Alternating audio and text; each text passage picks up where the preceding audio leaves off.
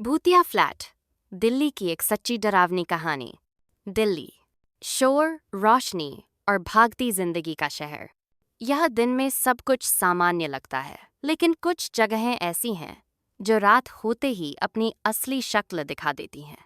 Dwarka sector 9 में स्थित D404 ऐसा ही एक फ्लैट था। 4 मंजिला इमारत, सफेद रंग जो अब पीला पड़ चुका था, और सीढ़ियों में हमेशा बसी एक अजीब सी नमी की बदबू। लोग कहते थे इस फ्लैट में कोई ज्यादा दिन नहीं टिकता। नया किराएदार रोहन 28 साल का एक इट प्रोफेशनल नोएडा की एक कंपनी में काम करता था। महंगे किराए से परेशान होकर उसने सस्ता घर ढूंढा और दलाल ने उसे D404 दिखाया। भैया, फ्लैट बढ़िया है, बस थोड़ी सी अफवाह है, दलाल ने हंसते हुए कहा। रोहन हंस पड़ा। दिल्ली में अफवाहें नहीं होंगी तो क्या होगा? उसी दिन उसने फ्लैट ले लिया। पहली रात सब ठीक था, लेकिन ठीक 12:47 बजे रोहन की नींद अचानक टूट गई। ठका ठका ठका, जैसे कोई दीवार के पीछे से खटखटा रहा हो। रोहन उठा, पानी पिया और सो गया। उसने सोचा शायद पड़ोसी होंगे, लेकिन अगली रात फिर वही आवाज। इस बार दीवार के साथ साथ किसी के चलने की भी आवाज थी। फ्लैट में वह अकेला था। अजीब निशान। तीसरे दिन बाथरूम के शीशे पर उसने कुछ देखा। उंगलियों के निशान, जैसे किसी ने अंदर से शीशे को छुआ हो, लेकिन वह घर में अकेला था। रात होते ही लाइट अपने आप बंद होने लगी। मोबाइल की बैटरी बिना इस्तेमाल के खत्म हो जाती। और हर रात 12:47 बजे किसी के रोने की आवाज। पड़ोसियों का सच। Indefective word was a not for mace. डर के मारे रोहन ने पड़ोस में रहने वाली बूढ़ी महिला से पूछा। महिला का चेहरा उतर गया। बेटा, उस फ्लैट में पहले एक लड़की रहती थी, नेहा। उसने आत्महत्या कर ली थी, इसी कमरे में। रोहन का दिल जोर से धड़क उठा।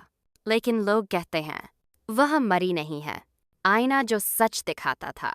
उस रात रोहन ने सोने की कोशिश की, लेकिन आईने में कुछ अजीब था। उसका एक्स मुस्कुरा रहा था, जबकि वो नहीं मुस्कुरा रहा था।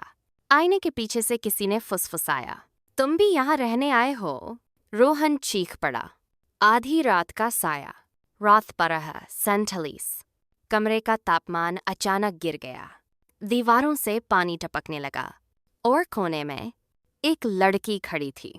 उलझे बाल, सफेद कपड़े और खाली आंखें।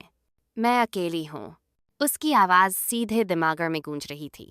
रोहन का शरीर सुन्न पड़ गया। सच का खुलासा। अगली सुबह रोहन ने पुलिस रिकॉर्ड निकलवाए। सच्चाई भयानक थी। नेहा ने आत्महत्या नहीं की थी, उसे उसके बॉयफ्रेंड ने मारा था। केस दबा दिया गया। कातिल आजाद घूम रहा था। आखिरी रात रोहन ने ठान लिया, या तो सच बाहर आएगा या वह इस फ्लैट से जिंदा नहीं निकलेगा। रात 12:47।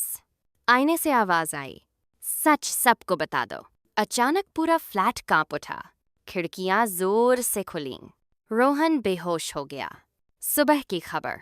अगली सुबह पुलिस ने रोहन को फ्लैट के बाहर पाया। उसका मोबाइल जमीन पर पड़ा था। उसमें एक वीडियो रिकॉर्ड था, जिसमें नेहा की आवाज और कातिल का नाम साफ साफ सुना जा सकता था। कातिल गिरफ्तार हुआ, लेकिन कहानी खत्म नहीं हुई। आज भी D404 खाली है। लोग कहते हैं अब वहां रोने की आवाज नहीं आती, लेकिन अगर कोई रात 12:47 बजे वहां से गुजर जाए, तो आईने में एक मुस्कुराता हुआ अक्स जरूर दिखता है।